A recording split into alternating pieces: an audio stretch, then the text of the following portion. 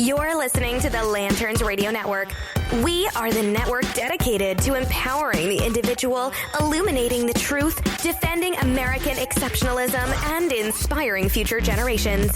Stay connected and get involved at lanterns.buzz for great radio. Get commentary and news of the day. Lanterns.buzz.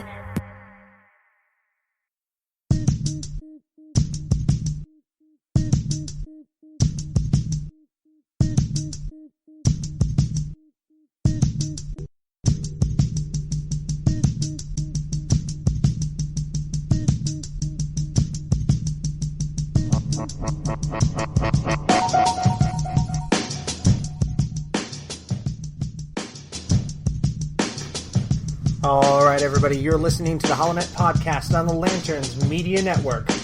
Coming up on today's show, we're going to discuss President Trump's wiretapping scandal. According to FBI Director Comey, there was no evidence to suggest that President Trump was wiretapped. And then came Rep. Nunes of the House Intel Committee's announcement. And now we hear from former Obama aide Ms. Farkas that indeed intel was gathered on Trump. We also have reports of a breach of the U.S. State Department by Chinese intelligence in the LA Times as the Senate Intel Committee ramps up their own investigation of Trump and Russia. March has been a lousy month for the Intel Community, hasn't it? Langley, Quantico, and Fort Meade must be buzzing. And what's with Arizona's love affair with Article 5? All that and the latest on the Judge Gorsuch confirmation hearings, right here, right now, on the HoloNet, on Lanterns Media Network.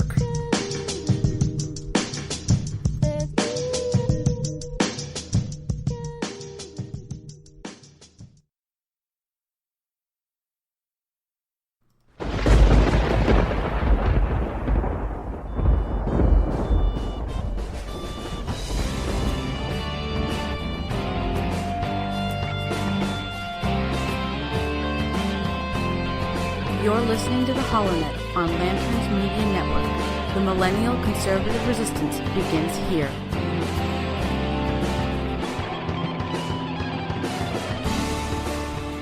Hello, everybody. You're listening to the HoloNet podcast on the Lanterns Media Network. My name is Matt Holloway. Today is March 30th in the year of our Lord 2017, week 10 of the Trumpian age. Now, I want to jump right in with thanking you all for listening so far to 10 fun-filled, action-packed episodes of the HoloNet podcast here on the Lanterns Media Network. I want to go ahead and start out with something a little bit out of the ordinary. We're going to jump straight to some breaking news from the Lanterns news desk, posted originally by Fox News, showing that there is a pathway to the 60-vote solution to confirm Senator Gorsuch. After all, with Democrats breaking away from the pack and crossing party lines to support Judge Gorsuch for the Supreme Court. According to Fox News, Senators Joe Manchin and Heidi Heitkamp on Thursday became the first Senate Democrats to announce their support for Supreme Court nominee Judge Neil Gorsuch, breaking with their colleagues who have blasted President Trump's pick. Now, I'm going to break away from that story here. This is a huge break. I mean, talk about giving Chuck Schumer what for and throwing it in his face. This is a complete departure from the Democratic narrative that there will be a complete and total shutout filibuster of Judge Neil Gorsuch's nomination in favor of actually holding a hearing for Chief Judge Merrick Garland. Now, I welcome this. I mean, this is fantastic news to hear that some of the Democratic Party are wise enough to understand that we need a full bench on the Supreme Court in order to function effectively as a government, and that you're not going to find a more qualified, more well-rounded candidate than Judge Gorsuch. So this gives me a lot of hope. Let's see here. Manchin of West Virginia said in a statement on Thursday, senators have a constitutional obligation to advise and consent on a nominee to fill this Supreme Court vacancy, and simply put, we have a responsibility to do our jobs as elected officials. I will vote to confirm him to be the 9th Justice of the Supreme Court, which he also said on Twitter, I will vote to confirm Judge Neil Gorsuch to be the 9th Justice on the Supreme Court at 1:15 p.m. Eastern Time. Shortly after that, Senator Heitkamp released a statement announcing her support, quoted as saying, He has a record as a balanced, meticulous, and well-respected jurist who understands the rule of law, Senator Heitkamp from North Dakota said.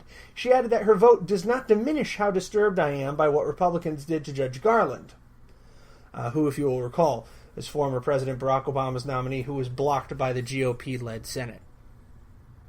So, fantastic news to start out our day and to start out our 10th week of the Trumpian age here on the HoloNet podcast. But, unfortunately, we also have some negative news coming out. As we said earlier, there's no evidence to suggest President Trump was wiretapped, according to FBI Director Comey.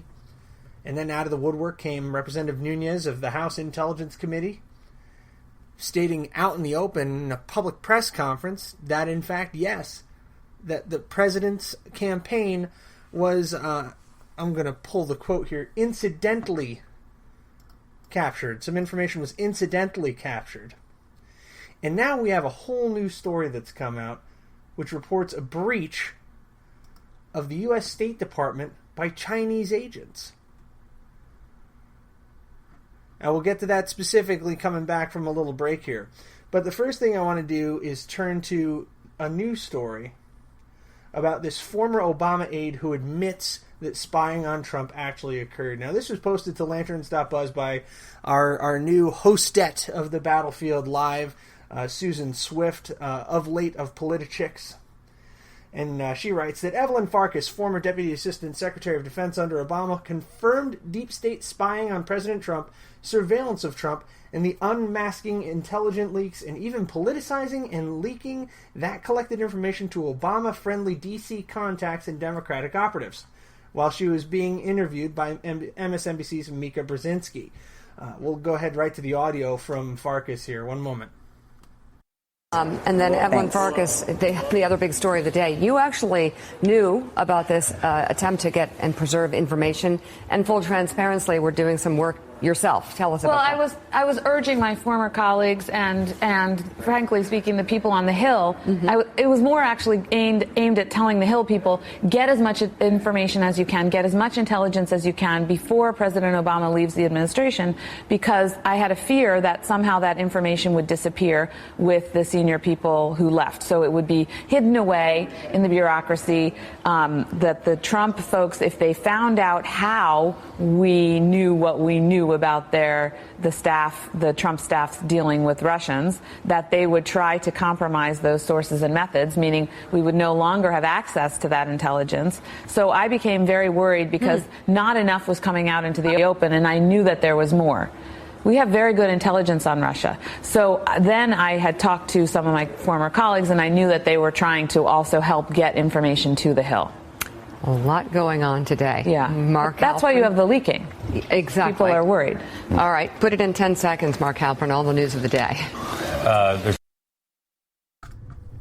Now, I don't know about you, but my jaw hit the floor when I listened to this interview. And the entire interview is available right there in Susan's story. But here's a couple of highlights, okay? Evelyn Farkas again says, I was urging my former colleagues, and frankly speaking, the people on the Hill, it was more actually aimed at telling Hill people to get as much information as you can, get as much intelligence as you can before President Obama leaves the administration. Now, regardless of whether the belief was that this intel and these sources would disappear as soon as President Trump took office, the fact of the matter is this. This was spying on an American citizen, to my understanding, without a FISA court ruling, to my understanding, without any authorization. And if we go to Representative Trey Gowdy regarding the unmasking of American citizens' names in these captured conversations, the improper acquisition of this type of intelligence carries a 10-year felony sentence. Now, this is during the famous cross-examination, if you will, of FBI Director Comey by Representative Trey Gowdy in front of congressional panel. Now, I wanted to go ahead and kind of tee this up.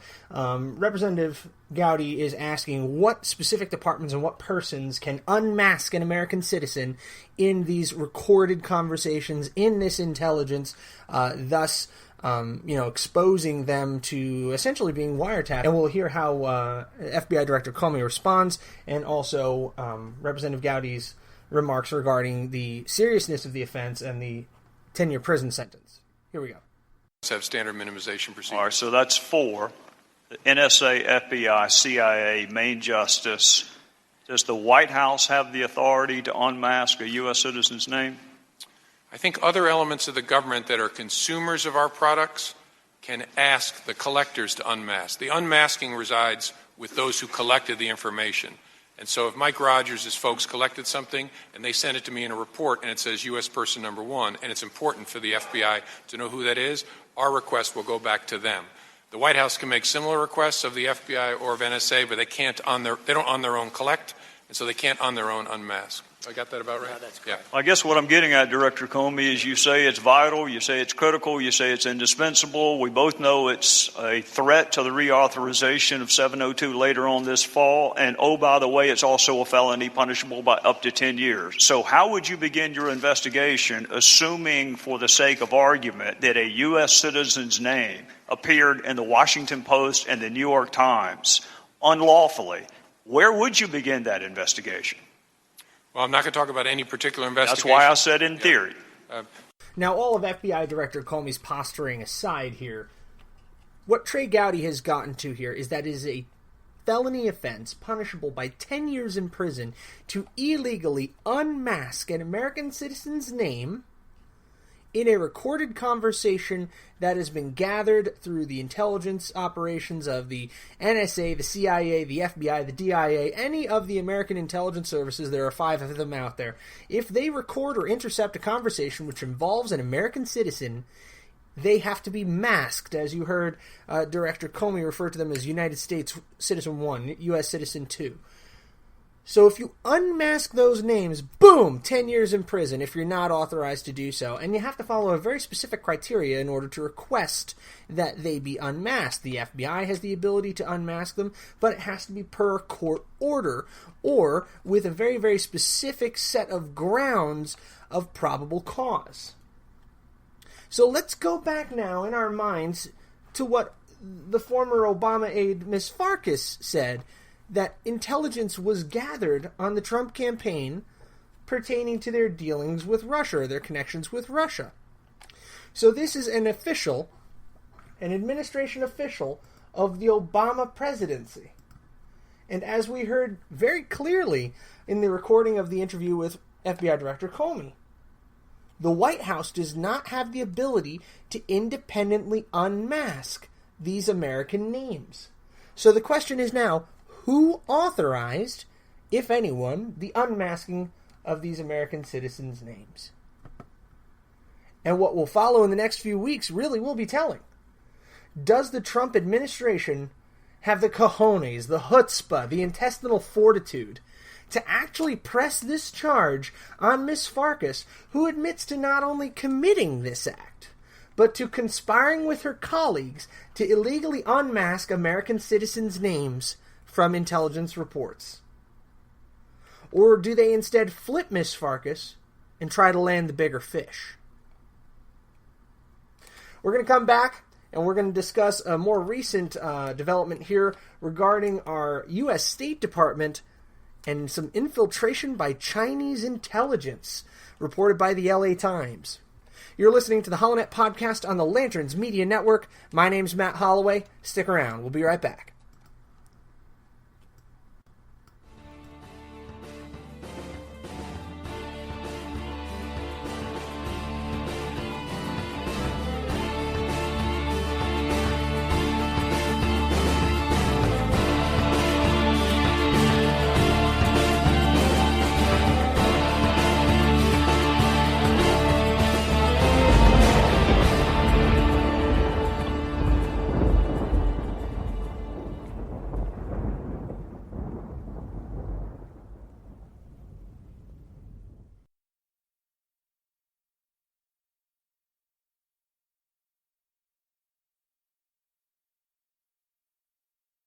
Is a welding, fabrication, and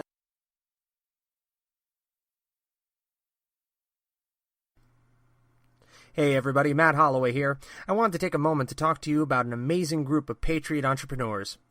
Hot Pants LLC of Arizona is a welding, fabrication, and metallurgy company specializing in display weaponry and shields. A veteran-owned and operated company, they create interesting items inspired by their customers' ideas, as well as beautiful custom pieces of their own design. They are certified welders, credentialed by the Arizona Automotive Institute and Tidewater Community College, with a background experience from the U.S. military and the shipping industry. Hot Pants specializes in creating weaponry for cosplay, anime, video games, and the zombie apocalypse. No matter what your imagination can dream up, they can create a slew of interesting, creative weapons and shields ideal for any costume or outfit. If you're engrossed in the world of video games or role-playing, let them arm your character with unique, high-quality weapons. You won't be disappointed by their artistry and attention to detail. Give them a call today at 602-900-6856. That's 602-900-6856. Order online at www.hotpantsmetal.com. That's HOTTPANTS metal.com. Also there on Facebook at facebook.com/hotpantsllc.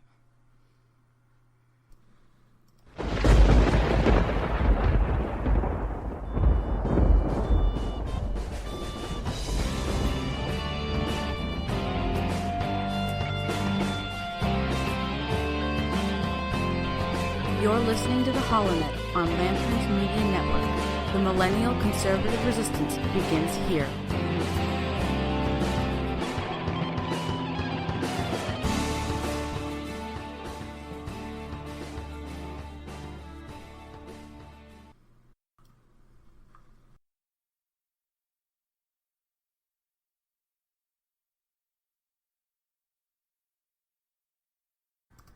All right, everybody, welcome back. You're listening to the HoloNet podcast on the Lanterns Media Network. My name's Matt Holloway, and we have a little bit more to go through today.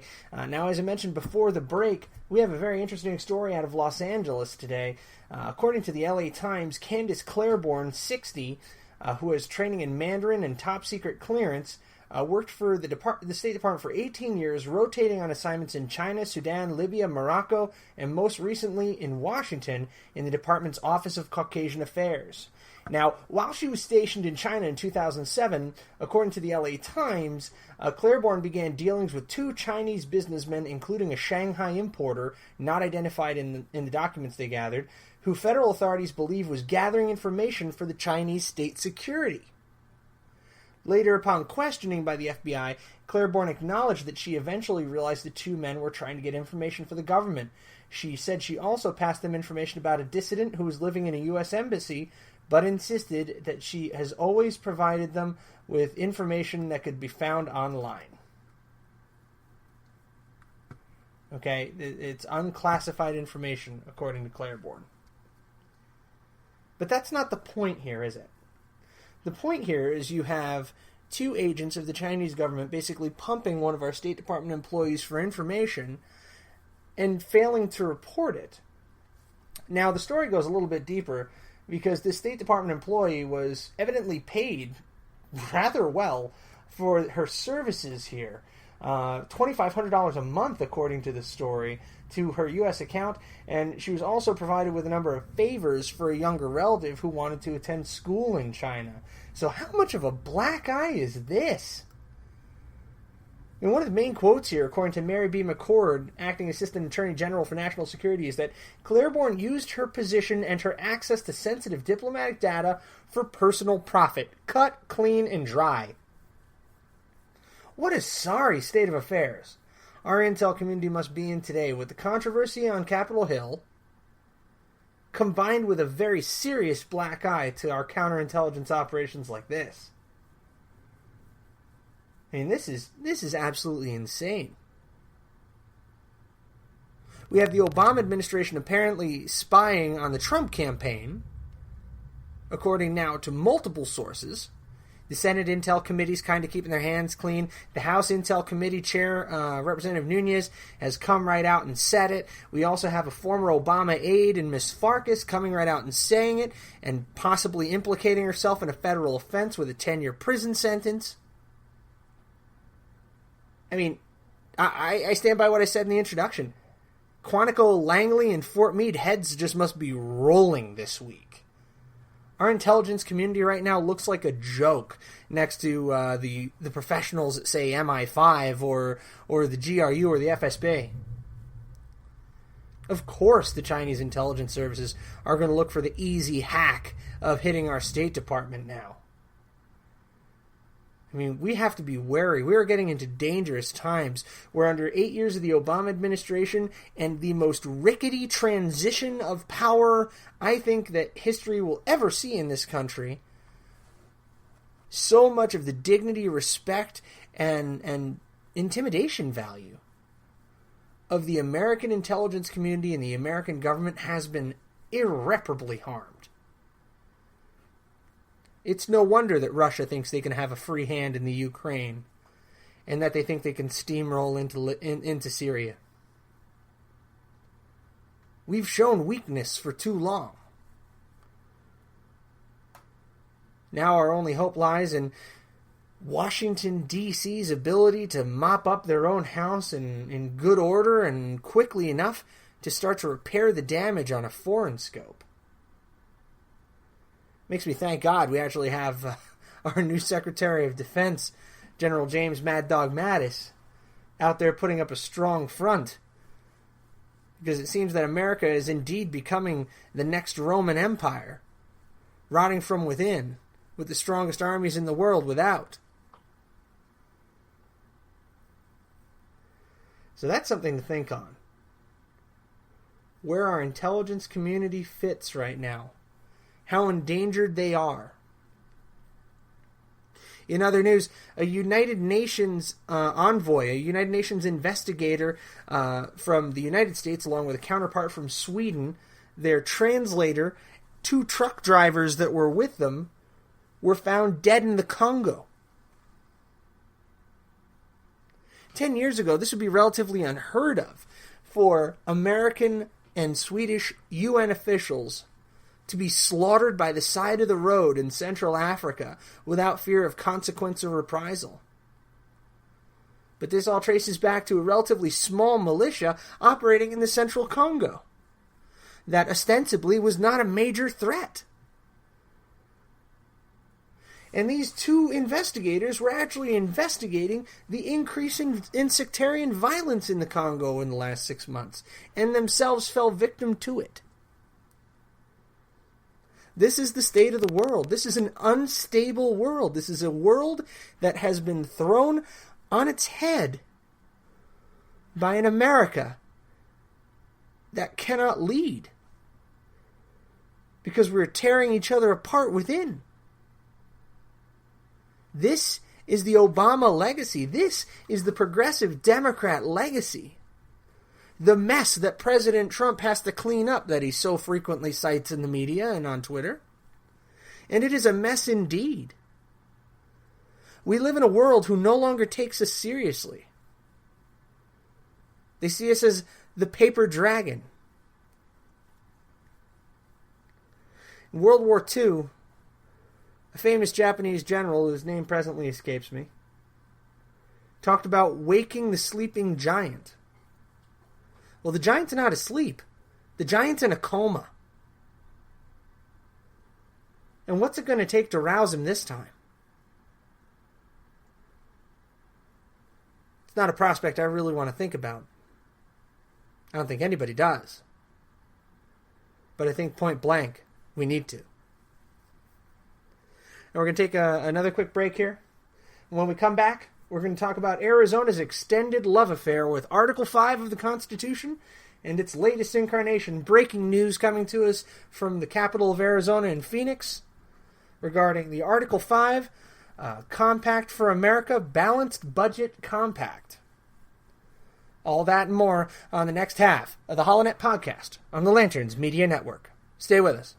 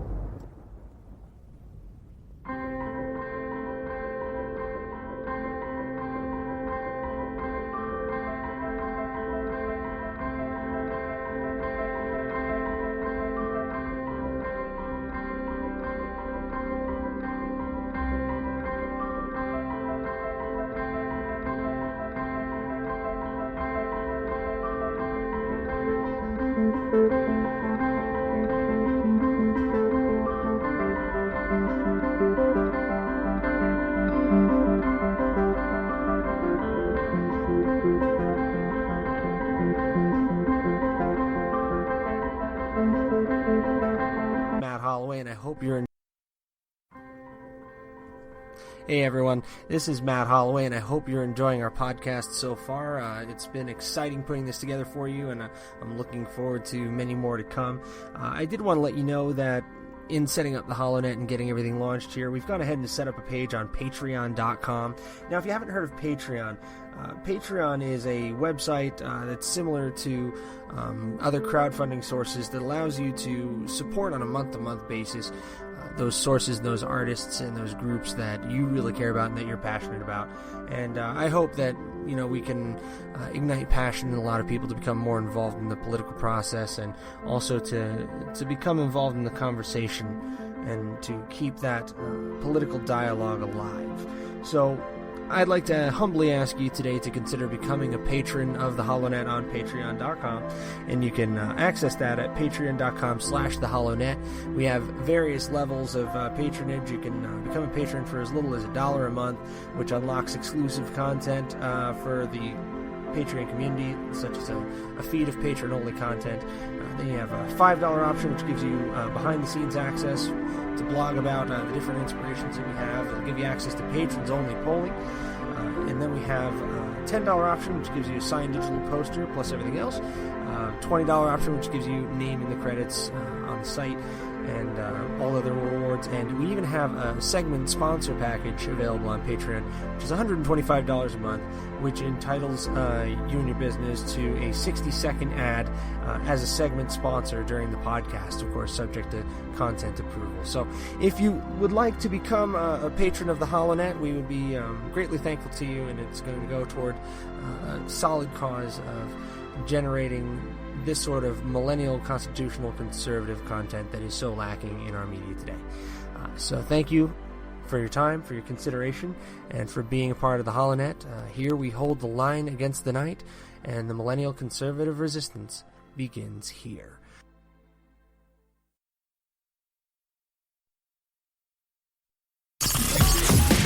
You're listening to the Lanterns Radio Network. We are the network dedicated to empowering the individual, illuminating the truth, defending American exceptionalism, and inspiring future generations. Stay connected and get involved at lanterns.buzz. For great radio, get commentary and news of the day. Lanterns.buzz.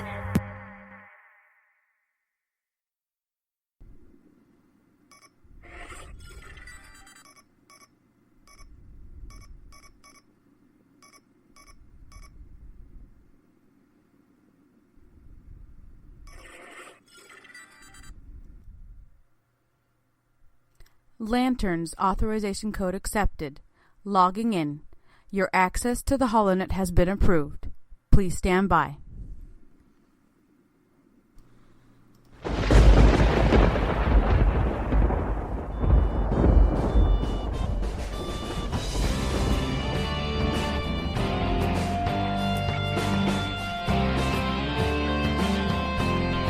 You're listening to the HoloNet on Lanterns Media Network.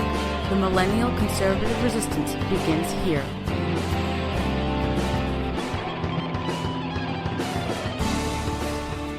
All right, everybody, welcome back. My name is Matt Holloway. You're listening to the HoloNet podcast on the Lanterns Media Network. Now, in case you're wondering where to find us on social media, we're actually in a couple of different places. You can check us out, of course, on holonet.lanterns.buzz.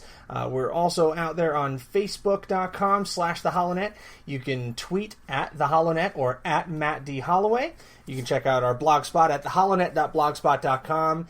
And, of course, you can listen on demand via Spreaker, SoundCloud, iTunes, Play.fm, Podcast Addict, Lanterns Buzz on YouTube, or listen to the stream on lanterns.buzz/page_radio.cfm with our latest show at noon Pacific Standard Time daily, and the HoloNet replay of our previous week at 8 p.m. Pacific Standard Time every day. So too many ways to even really go over it to catch the Holonet podcast. You can take us with you wherever you go, so make sure you tune in whenever you can. We're glad to have you here. So I want to get real fast to this new development out of the governor's office of Arizona from Governor Doug Ducey. Now, according to azgovernor.gov, Governor Doug Ducey today signed House Bill 2226, which is legislation calling for an Article 5 convention to propose a balanced budget amendment to the United States Constitution. Now, our direct quote here is, "Our founding fathers knew the dangers of a federal government run amok." Governor Ducey said, "That's why they gave the American people the ability to step in when necessary. With nearly $20 trillion in debt, a burden that will be paid for by our kids and grandkids, it's time states took action to say enough is enough. I am proud to sign today's legislation and add Arizona to the growing list of concerned states calling for a convention that will bring fiscal sanity back to Washington." Now, this is a Compact for America initiative, which, along with several other Article 5 proposals, have really made strong headway in the state of Arizona over the course of the past couple of years. So it got me to thinking, because I live in Arizona, I wonder, when did this all come about? Where did this seeming love affair with the Article 5 provision of the Constitution come from in Arizona? So I'm going to go ahead to some audio from Arizona Senator Steve Montenegro. I think he puts it pretty well. I want to thank you and the members for allowing this to come up to the board. Today I am voting for this resolution because this is the state of Arizona exercising the authority that was given to us by our founders in our Constitution. I believe, Mr. President, that there is a tug of war where power is at the center, a tug of war between federalism and anti-federalism, a tug of war between the people who have founded this country through the Constitution, through the preamble, through our Bill of Rights, through the wisdom of our founders, and a tug of war between the people and centralized power, which is a form of government that we, at the onset of our country, rejected. We believe in the power centered on the people. The people are the ones that send representatives, but the people are the ones that have the power. And I do concur that Washington, D.C. and centralized power is run away. It has completely moved away from foundational principles that this country stands for and is built upon. And that threatens the future of this country, the future of not only democracy, but representative democracy. That threatens what this country is founded on and the value that it gives the individual and the power that it gives the people. That is being threatened in this tug of war. So what does this do? What does this bill, what does this resolution do? What this does is it uses a constitutional mechanism given to us by our founders.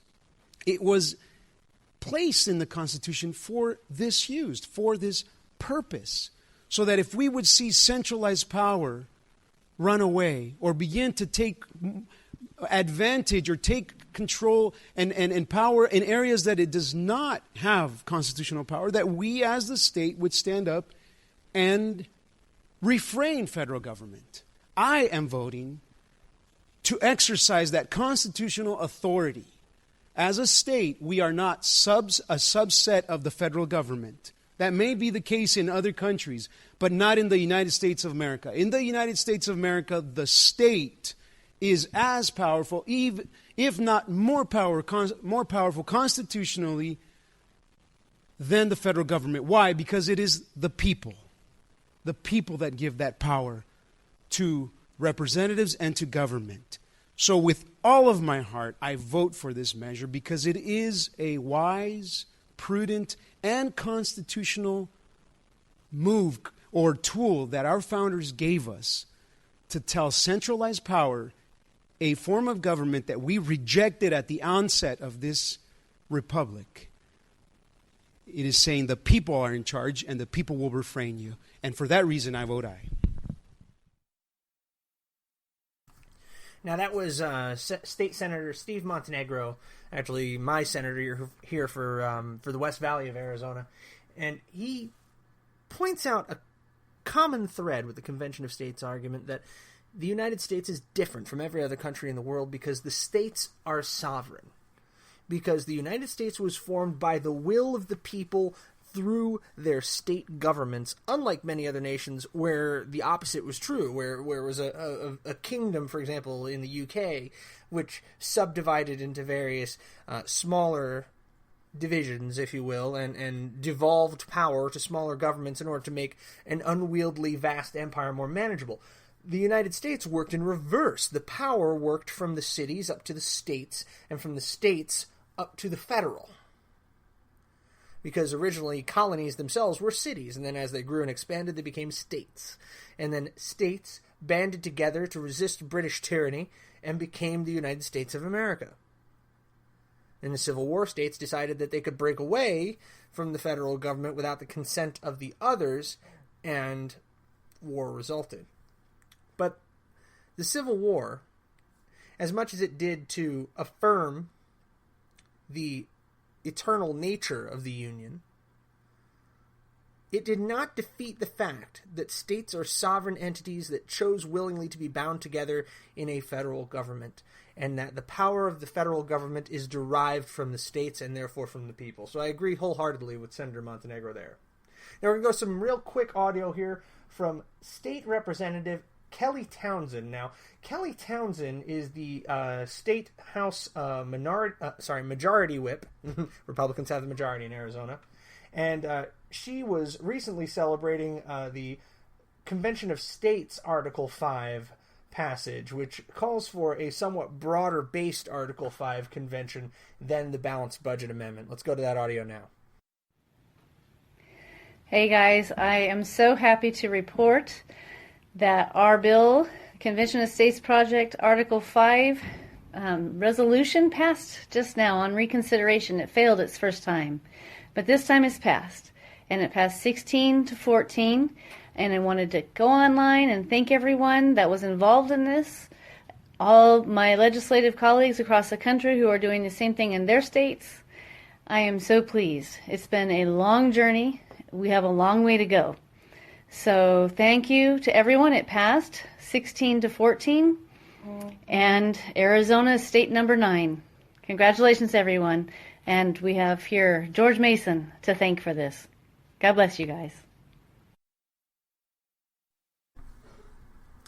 In addition to this recent Article 5 resolution that Representative Kelly Townsend described for us and was celebrating recently, Arizona has also passed a National Popular Vote Interstate Compact, which I reported on while I was writing for The Blaze a little while back, and I'll include the link to that if you want to check it out. But Arizona has a deep love affair with the Article 5 concept and with compacts of states, interstate compacts, rather.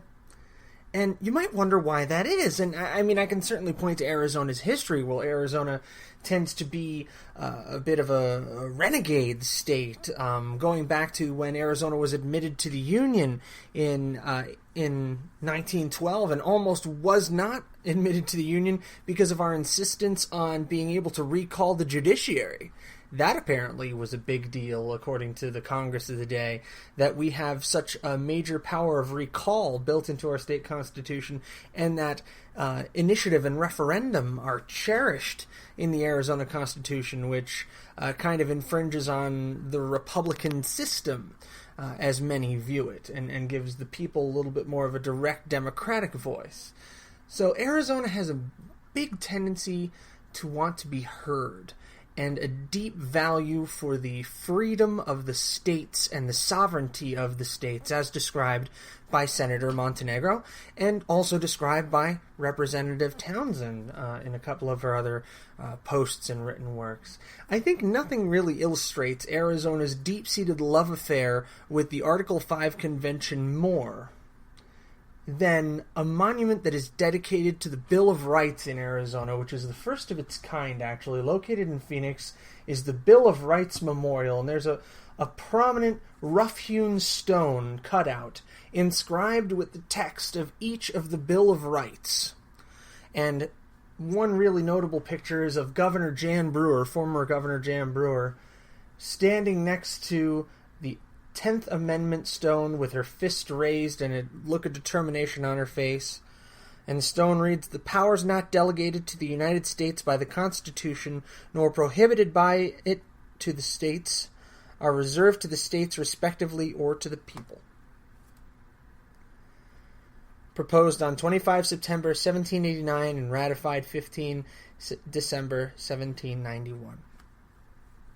And that is where I think Arizona gets its deep-seated love affair with Article 5 and the concept of the Article 5 Convention and the concept of interstate compacts and the ability of a state to be a determiner of its own destiny, to be a voice in the future of our nation.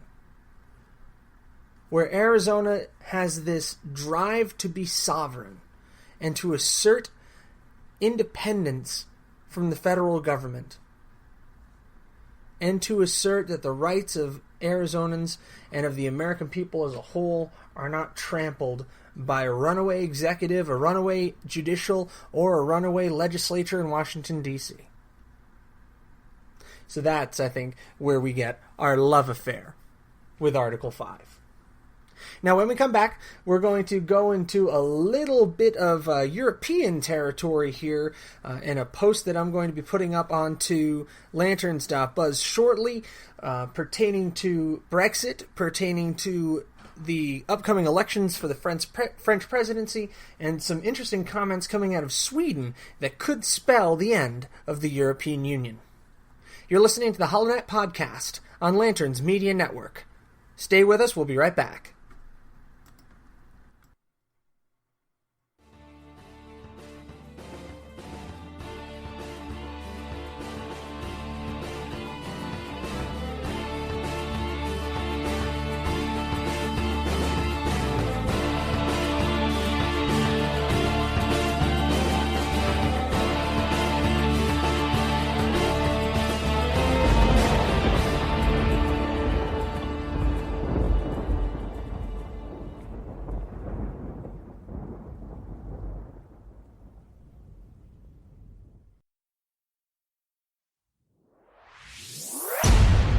You are listening to the Lanterns Radio Network, where Americans come together to illuminate the truth. Turn it up loud and proud until the knob breaks off. Lanterns, illuminating the truth.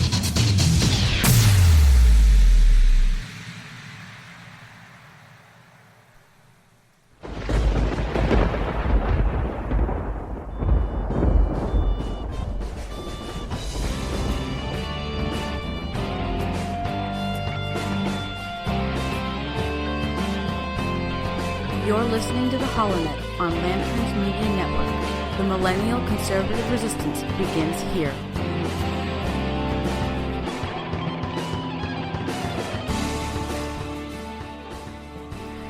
All right, you're listening to the HoloNet Podcast on the Lanterns Media Network. I'm Matt Holloway. Now, before we get going with our final segment, I did want to apologize for the lateness of this post and kind of give you a little background and explanation on that.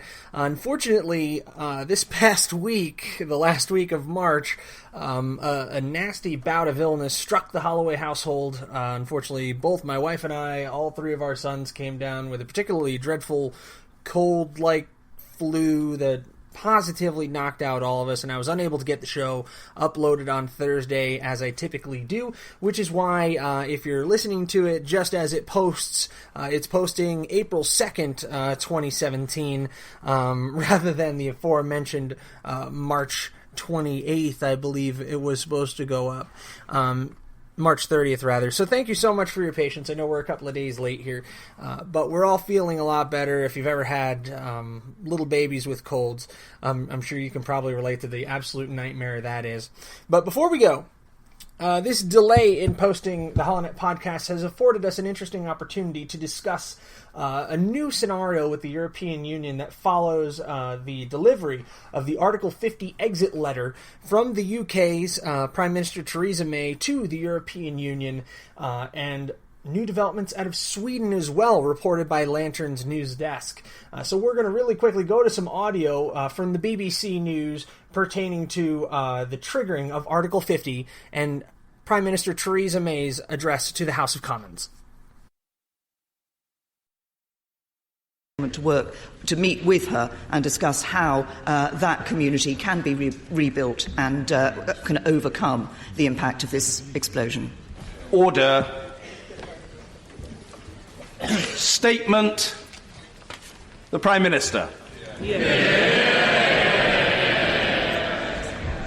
Thank you, Mr. Speaker. Today, the government acts on the democratic will of the British people, and it acts too on the clear and convincing position of this House. A few minutes ago in Brussels, the United Kingdom's permanent representative to the EU handed a letter to the President of the European Council on my behalf, confirming the government's decision to invoke Article 50 of the Treaty on European Union. The Article 50 process is now underway, and in accordance with the wishes of the British people, the United Kingdom is leaving the European Union. This is an historic moment from which there can be no turning back. Britain is leaving the European Union. We are going to make our own decisions and our own laws. We are going to take control of the things that matter most to us.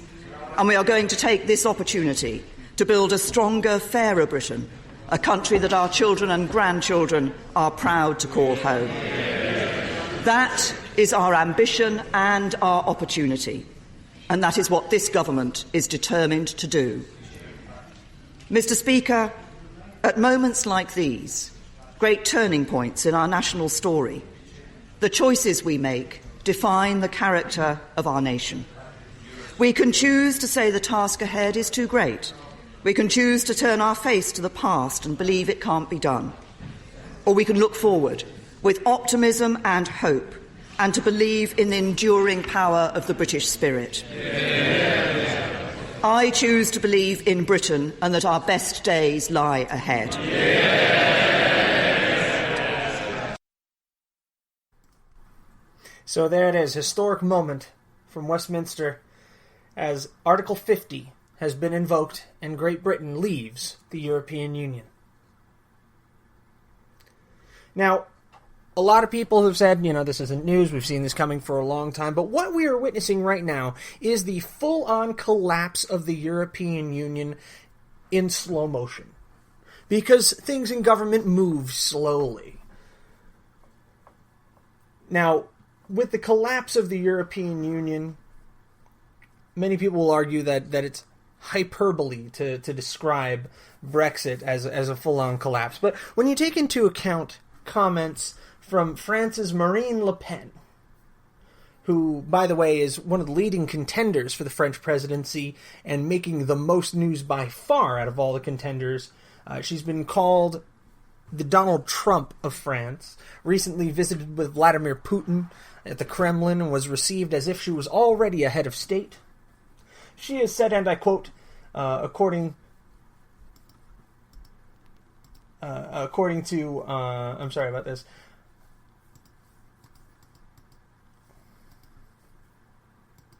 I'm just going to link this story. Here we go, to The Sun. According to an article in The Sun, she has said the European Union will die because the people do not want it anymore. Arrogant and hegemonic empires are destined to perish. The time has come to defeat globalists. Now, all of her anti-Islamic or supposedly anti-Islamic comments aside, which, by the way, I would refer people to look up the definition of Islamism or Islamist fundamentalism, which is what Marine Le Pen has described, also a phrase used by Glenn Beck and Dr. Zuhdi Jasser, and it's a good thing to learn the difference between Islamism and Islam. Marine Le Pen is a nationalist, as Donald Trump is a nationalist, as Theresa May and Nigel Farage can be argued to be nationalists. They are far from globalist. And we're also seeing now that a prominent right-wing politician in Sweden, Peter Lundgren of the Sweden Democrats Party, referred to UK's Article 50 trigger as a breath of fresh air. Going on to describe Sweden Democrats' outlook in the upcoming elections, quote, "That's why I believe we will be the biggest party in next year's election in Sweden, and we will push the demand for having a renegotiation of the trade agreements with the European Union for the membership, and we will also put it up to a referendum where people will have their say, and then I'm hopeful we can also follow Britain's example." Now, I think there's a little bit of a translation issue there for the clumsy sentence structure. But it appears that the pieces are all in the correct place on the board to point to an eventual collapse of the European Union. Can the European Union stand without the powerhouse economies of the UK, France, and Sweden, who, it may surprise some, are a major economic player on the North Sea? I don't believe they can. Because this would leave Germany, an already overworked and underappreciated nation in the EU, to haul the dead weight of the flat Greek economy, the struggling Spanish economy, and even the wavering Italian economy behind them. In Italy, where, by the way, the will to restore the lira is starting to take hold. Stay tuned, ladies and gentlemen, because, as Marine Le Pen said, hegemonic empires are destined to perish. And the EU, if nothing else, is a progressive, elitist hegemony, where appointed members, appointed politicians, and party burgesses determine the future of several formerly sovereign nations, and where the voice of the people has been lost. So yes, the EU is dying, and likely other globalist efforts such as the United Nations are close behind. It's up to us to decide whether that future is one we desire, or whether we struggle, potentially in vain, to keep organizations like these alive. For me, and for the Holonet,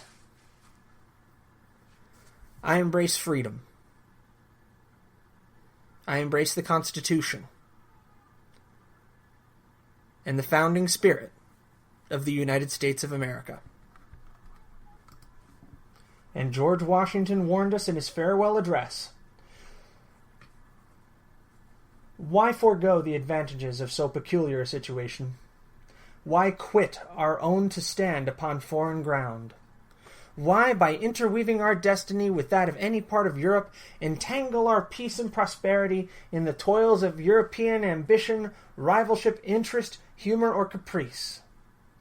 It is our true policy to steer clear of all permanent alliances with any portion of the foreign world. So far, I mean, as we are now at liberty to do it. For let me not be understood as capable of patronizing infidelity to existing engagements. I hold the maxim no less applicable to public than to private affairs, that honesty is always the best policy. I repeat it, therefore, let those engagements be observed with their genuine sense. But in my opinion, it is unnecessary and would be unwise to extend them. So I'll leave it there for this episode of the Holonet Podcast on the Lanterns Media Network. Good night, and God bless.